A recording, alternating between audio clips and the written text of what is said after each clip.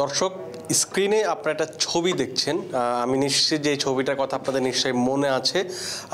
গত বছরের অক্টোবর কিংবা নভেম্বরের সময়টা, খুব সম্ভবত নভেম্বরের এই সময়টার ছবি এটা, যেখানে আপনারা দেখতে পাচ্ছেন যে আমিনুল বাংলাদেশের সাবেক গোলকিপার এবং বাংলাদেশের সাবেক অধিনায়ক, তাকে হ্যান্ডকাফ পরানো হয়েছে, তাকে আদালতে নিয়ে যাওয়া হচ্ছে। এই ছবিটা যখন বের হয় তার নামে একটা মামলা ছিল, সেটা হচ্ছে যে 28 অক্টোবর তিনি নাশকতার একটা মামলার জেরে তারপরে তিনি গ্রেপ্তার হয়েছিলেন। এরকম একটা ছবি তখন ফেসবুক জুড়ে ভেসে বেরিয়েছিল।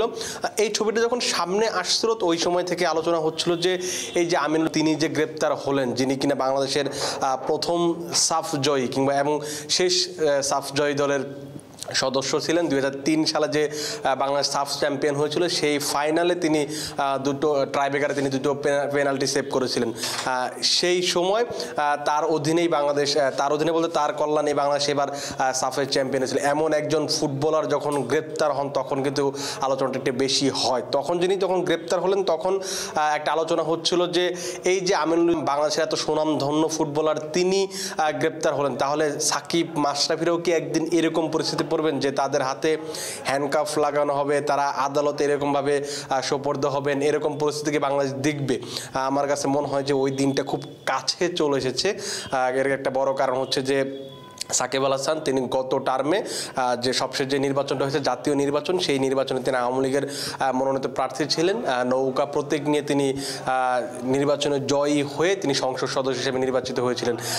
বেশ কয়েক মাস যাওয়ার পরে অবশ্য তার সংসদ সদস্যের পদ হারাতে হয়েছে, কারণ যেহেতু তার সরকার বা তিনি যে দলের হয়ে মনোনয়ন নিয়েছিলেন, যিনি যে দলের হয়ে সংসদে এসেছিলেন, তারা শেষ পর্যন্ত ক্ষমতা হস্তান্তর করে বা পদত্যাগ করে তার সরকার, সাবেক প্রধানমন্ত্রী শেখ হাসিনা পদত্যাগ করে দেশ ছেড়েছেন, যার ফলে তিনি এখন আর এমপি নন বা তিনি সংসদ সদস্য নন। এখন ব্যাপারটা হচ্ছে যে বেশ কিছুদিন ধরে বাংলাদেশে আপনারা জানেন যে এই আলোচনাগুলো আপনারা সবাই জানেন, আমরা আলোচনা করেছি বেশ কয়েকবার, যে জুলাইয়ের মাঝামাঝি নাগাদ ছাত্র জনতার যে একটা গণ অভ্যুত্থান হয়, সেই সময় সরকার বিরোধী আন্দোলনও চলে। সেটার ফলে বাংলাদেশে অনেক মানুষ মারা যায়, ছাত্র মারা যায়, বেশ কিছু জনতা বা বেশ অনেক পেশাজীবী মানুষ মারা যায়।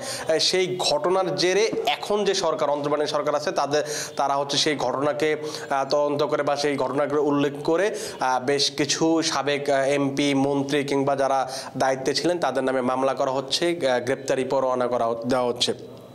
এরকমই একটা মামলা, সেটা হচ্ছে যে আদাবরের রিং রোডে এটা 5 তারিখের ঘটনা খুব সম্ভবত। সেই সময় মোহাম্মদ রুবেল নামে একজন গার্মেন্টস কর্মী সেখানে আন্দোলন করতে এসেছিলেন। সেখানে পুলিশের গুলিতে তিনি মারা যান 7 তারিখে। অবশ্য তিনি পুলিশের গুলিতে আহত হন, পরবর্তী তিনি 7 তারিখে মারা যান। সেই ঘটনায়, সেই হত্যা মামলার ঘটনায় সাকিবকে আসামি করা হয়েছে, শুধু সাকিব আল হাসানকে না, সেই সাথে 156 জনকে আসামি করা হয়েছে। সেইখানে সাকিবের নাম আছে, তিনি হচ্ছেন 28 নম্বর আসামি। সাকিব আল হাসানের সঙ্গে সেই ইয়েতে আছেন চিত্রনায়ক ফেরদৌস, সাবেক বিসিবি সভাপতি নাজমুল হাসান পাপন, তাদের বিরুদ্ধেও মামলা করা হয়েছে, তারাও এই মামলায় আসামি হয়েছেন। এখন ব্যাপারটা হচ্ছে যে সাকিব আল হাসান যখন মামলা করা হয়, যে ঘটনার প্রেক্ষিতে মামলা করা হয়েছে, সেই সময় সাকিব আল হাসান কানাডাতে ছিলেন। সেই সময় তিনি বাংলা টাইগার্স মিসিসাগার হয়ে গ্লোবাল টি-20তে খেলছিলেন। এই সময়টাতে বাংলাদেশে এরকম ঘটনা ঘটে, কিন্তু মামলাতে বলা হয়েছে যে এই মামলায় প্রত্যক্ষ বা পরোক্ষভাবে মদদ দেওয়ার কারণেই সাকিবকে এখানে আসামি করা হচ্ছে। এটা হচ্ছে মামলার এজাহারে বলা হচ্ছে। এখন যে জিনিসটা, প্রশ্নটা উঠছে, সাকিবের নামে যখন এই মামলাটা হলো তখন তিনি রাওয়ালপিন্ডিতে বাংলাদেশের প্রথম টেস্ট খেলছেন পাকিস্তানের বিপক্ষে। এখন আমি যখন ভিডিওটা বানাচ্ছি তখন মুশফিকুর রহিমের সাথে তিনি ব্যাটিং করছেন, এখন খুব সম্ভবত 12 বলে 11 রান করেছেন, এরকম একটা পরিস্থিতি। এখন প্রশ্ন যেটা বলছিলাম যে প্রশ্নটা হচ্ছে যে এই টেস্ট না হয় তিনি খেলে ফেলেন, তিনি যদি এখন একটা হত্যা মামলার আসামি, তাকে কি পরবর্তী টেস্টে নেওয়া হবে কিনা, সেটা একটা বড় প্রশ্ন তৈরি করছে। আমার কাছে মনে হয় খুব সম্ভবত পাকিস্তানের বিপক্ষে নেওয়া হতে পারে, আবার নেওয়া হতে পারে, কিন্তু না নেওয়ার চান্সটা তৈরি হতে পারে। কারণ বিসিবির কাছে যোগাযোগ করা হলে, বেশ কয়েকটা দৈনিক সংবাদ মাধ্যম থেকে বা বেশ কয়েকটা জায়গা থেকে যোগাযোগ করা হয়েছিল, তাদের কেউই সাকিবের এই ব্যাপারটা নিয়ে এখন পর্যন্ত মন্তব্য করতে রাজি হয়নি। বেশিরভাগই কথা যেটা হচ্ছে যে একটা বোর্ডে আলোচনা হবে, বোর্ডে তারপর কি সিদ্ধান্ত নেয় সেটাই বড় ব্যাপার হবে। এখন যেটা হবে যে বোর্ড যদি সাকিবকে দ্বিতীয় টেস্টে রাখার সিদ্ধান্ত নেয়, সেক্ষেত্রে বোর্ডের একটা সমালোচনার জায়গা তৈরি হবে। কারণ আপনি কোনোভাবেই একজন হত্যা মামলার আসামিকে এখনো প্রমাণিত হয়নি, কিন্তু তিনি যেহেতু আসামি হিসেবে বিবেচিত হয়েছেন সেখানে, আপনি এরকম কাউকে কখনো একটা দেশকে প্রতিনিধিত্ব করার সুযোগ দিতে পারেন না, এরকম একটা প্রশ্ন তৈরি হতে পারে বা উঠতে পারে বিসিবির বিপক্ষে। সেক্ষেত্রে বিসিবি চেষ্টা করবে যে দ্বিতীয় দেশটির জন্য তাকে না রাখা হয়, এরকম একটা জিনিস। আর সাকিবের নামে সবসময়ই সমালোচনা ছিল, সবসময় সাকিবকে নিয়ে কথা হতো, সাকিবকে নিয়ে একটা হার্ডলাইনের যাওয়ার একটা কথা কিছুদিন আগে জানিয়েছেন, দুদিন আগেই যে বর্তমান সভাপতি, বিসিবি সভাপতি ফারুক আহমেদ, তিনি জানিয়েছেন যে এখন যখন খেলা হবে তখন খেলোয়াড়দের একটা নির্দিষ্ট রেগুলেশন বা নিয়ম করে দেওয়া হবে যে আপনি খেলার সময় অ্যাড করতে পারবেন না, অন্যান্য কাজগুলো করতে পারবেন না, সেখানে একটা দায়বদ্ধতার জায়গা তৈরি করে দেওয়া হবে। এখন সাকিবকে নিয়ে যেটা বললাম সমালোচনা, তিনি কিছুদিন আগে শেয়ার বাজার কেলেঙ্কারিতে তার নাম এসেছিল, যেখানে তিনি বাবার নাম ভুল দিয়েছেন, আবার বেটিং সাইডে তার বোনের নাম এসেছিল, ভারতীয় একটা বেটিং সাইডের কথা আপনাদের মনে থাকার কথা। তারপর হচ্ছে বেটিং সাইডে তিনি শুভেচ্ছা দূত হয়েছিলেন, তার এলাকায় সাতক্ষীরাতে যে কাকড়ার একটা ফার্ম করেছিলেন, জমি লিজ নেওয়া নিয়ে একটা সমস্যা তৈরি ছিল, সেটা নিয়েও তিনি একটা মামলা করা হবে বা হয়েছে বলে আমরা জানতে পেরেছি। এরকম অনেকগুলো সমালোচনার ব্যাপার আছে, অনেকগুলো মাঠে বা মাঠের বাইরে অনেক কাণ্ড নিয়ে তিনি এরকম পরিস্থিতি তৈরি হয়েছে। এই মুহূর্তে যে পরিস্থিতি, তিনি যেহেতু হত্যা মামলার আসামি হিসেবে বিবেচিত হয়েছেন, সেক্ষেত্রে তিনি যদি দেশে ফিরেন, তিনি অনেকদিন ধরে দেশের বাইরে আছেন, টি-20 বিশ্বকাপ খেলার পরে তিনি বাংলাদেশে একবার এসেছিলেন, তারপরে তিনি চলে যান মেজর লিগ ক্রিকেট খেলার জন্য।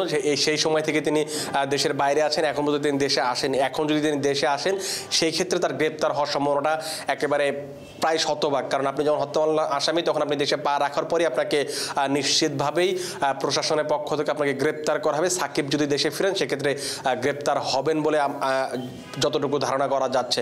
এখন জিনিস হচ্ছে সাকিবের নামে না হয় এই যে মামলা হলো, তিনি গ্রেপ্তার হবেন। এখন সাকিবের মতো তো মাশরাফিও নির্বাচন করেছিলেন আওয়ামী লীগের হয়ে, তিনি দুবার নির্বাচন করেছেন। প্রথমবার তিনি 18 সালে নির্বাচন করেছিলেন, লাস্ট টাইমও তিনি নির্বাচন করেছেন, তিনি সংসদ সদস্য ছিলেন। তার পরিস্থিতি কি, তার কি হবে? এখন পর্যন্ত যেহেতু মাশরাফির নামে কোনো মামলা হয়নি, সেক্ষেত্রে মাশরাফি আপাতত সেফ বলা চলে। কিন্তু মাশরাফির নামে যদি মামলা হওয়ার চান্সটা অনেক বেশি, কারণ এখন সাবেক যারা এমপি মন্ত্রী যারা ছিলেন তাদের প্রত্যেকের নামে মামলা হচ্ছে, তার নামে মামলা হওয়ার একটা চান্স আছে। তিনি যদি তার নামে যদি মামলা হয়, সেক্ষেত্রে কিন্তু আমরা সাকিবের পাশাপাশি মাশরাফিকে হয়তো দেখবো যে গ্রেপ্তার হয়ে গেছেন, যেটা যে আমরা আমিরের ক্ষেত্রে দেখেছিলাম যে তিনি গ্রেপ্তার হয়ে আদালতে গেছেন, জেলে গেছেন।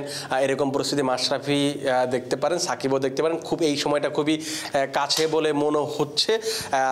দেখা যাক আসলে কি হয় সামনে। সাকিব দ্বিতীয় টেস্টে খেলার সুযোগ পান কি না পান, এটা বিসিবি অবশ্যই হয়তো 2-1 দিনের ভিতরে নিশ্চিত করবে। সেই সঙ্গে সাকিব যেহেতু সামনে ভারত সিরিজ আছে, সাউথ আফ্রিকা সিরিজ আছে, এই সিরিজগুলোতে হয়তো সাকিবকে পাওয়া যাবে কি, মানে রাখা হবে কি হবে না, সেটা নিয়েও একটা হয়তো চূড়ান্ত সিদ্ধান্ত আসবে। আপাতত এটা আশাই করা যায়। নতুন কোনো টপিক নিয়ে যখন আমরা হাজির হব, সে পর্যন্ত আপনারা ভালো থাকুন, সুস্থ থাকুন এবং ক্রিকেট ফ্রেন্ডজির সাথেই থাকুন।